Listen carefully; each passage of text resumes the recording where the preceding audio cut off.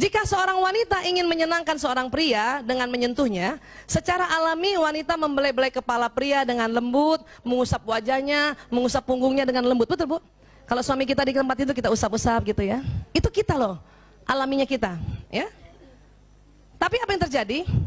Ternyata jenis sentuhan ini hanya memiliki dampak kecil saja pada kebanyakan pria, bahkan kadang-kadang terasa mengganggu. Ini kalau mau hubungan intim nih, ya. Ini harus tahu juga nih. Kita sangka kita dengan otomatis belai-belai dia, wah ini suami saya pasti suka nih. Cuman nggak banyak, Bu, dampaknya kecil aja. Jadi gimana? Pada pria lebih suka disentuh terutama pada area khusus sesering mungkin. Jadi ibu nggak usah lama-lama belai-belai kepala, langsung yang di bawah. Ini penelitian.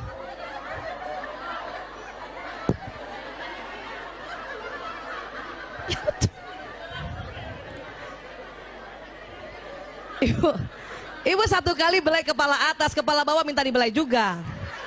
Ya, harus paham ini.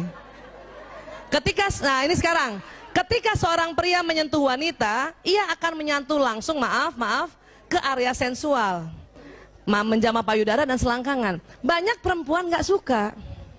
Perempuan malah kepengennya itu tadi, belai kepala dulu, belai punggung dulu. Tapi pria karena otaknya pria nih ya, dia selalu mau to the point, maka sering dia to the point sama istrinya. Ini yang kadang perempuan marah, ya. Tetapi disitulah kita tahu bahwa rupanya pria lebih senang yang begini. Caranya gimana, Bu Aisyah? Ya kita omongkan, kita harus bicarakan, ya, kita bicarakan. Inilah yang merupakan hal yang tidak disukai wanita. Tapi kita harus paham bahwa itu pria, ya. Dia bukan mau kurang ajar suami kita. Itu justru dia, ya, karena lagi berhubungan intim, karena sebentar lagi setelah hubungan intim, suami kita bertambah cinta. Suami kita, suami ibu. Biasaan suami kita lagi, bareng dong gitu. Suami ibu tambah mencintai ibu, ya. Ketika pria dan wanita saling memberikan sentuhan sensual berdasarkan pada kepentingan masing-masing kekasih dan kepekaan kulitnya, maka hubungan mereka akan semakin erat. Artinya gini, ya, kasih tahu suami, ayah, aku lebih senang kepala dulu, punggung dulu gitu. Oke, maka dia sebelum menjamah yang area sensual, ya, suami akan menjamah yang kita minta. Nah, cuman laki-laki jarang bilang, saya lebih suka di bagian bawah, jarang. Untung ibu-ibu ikut majelis taklim. Jadi ibu kalau mau dianggap seorang istri yang pandai melayani suami, langsung tahu, nggak usah kepala, bawah aja langsung.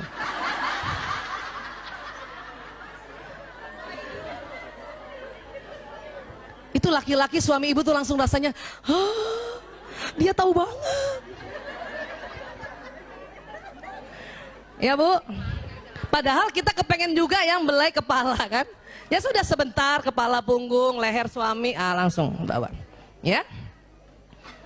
Baik, ibu ya dengar nih, pria tidak mampu mengatakan aku cinta padamu, Bu.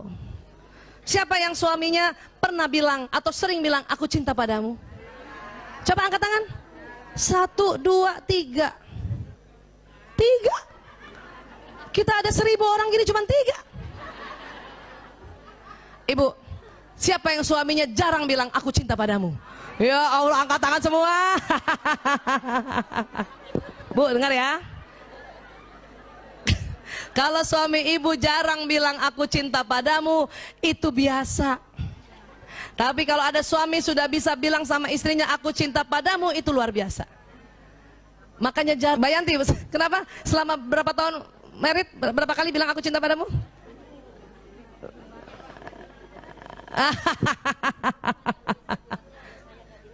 Oh gitu, itu ngeles.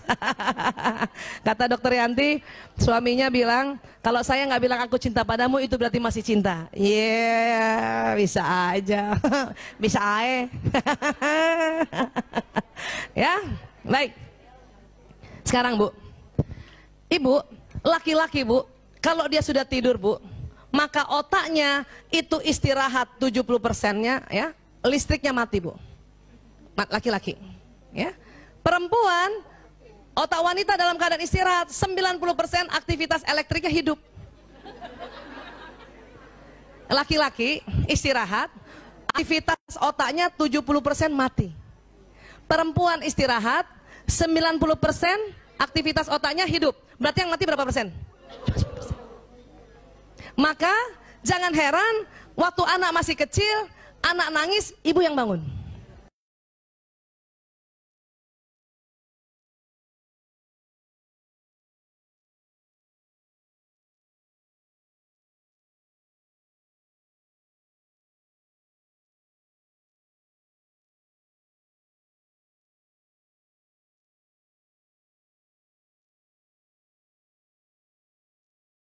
Emang begitu, Bu. Bu Aisyah, suami saya dia yang bangun. Itu jarang banget, Bu. Ya, itu luar biasa tuh kalau kayak gitu tuh. Pasti banyak belajar itu. Ya. Almarhum Gus Dur begitu. Itu jarang laki-laki begitu. Ya, almarhum Gus Dur itu istrinya cerita, Ibu Nuria cerita, anaknya kan perempuan semua tuh. Ya, kalau dia tengah malam bangun, yang bangun Gus Dur, gantikan popok. Ya, buatkan minum, gantikan bajunya. Itu jarang banget. Karena kita tahu Gus Dur itu belajar agama luar biasa. Pasti dia belajar sirah nabawi luar biasa. Ya. Tapi yang lain nggak bangun. Udah, Bu, emang begitu. Cuman anehnya, waktu anaknya bangun dia nggak bangun, ini suami, tapi waktu motornya bunyi di depan dia bangun. Ya. Iya, kenapa? Karena otak laki-laki tadi menjaga keamanan. Sekali-sekali si suami saya juga bangun pas anaknya bangun ya. Dia bangun, dia bangunin saya. Anak lo bangun.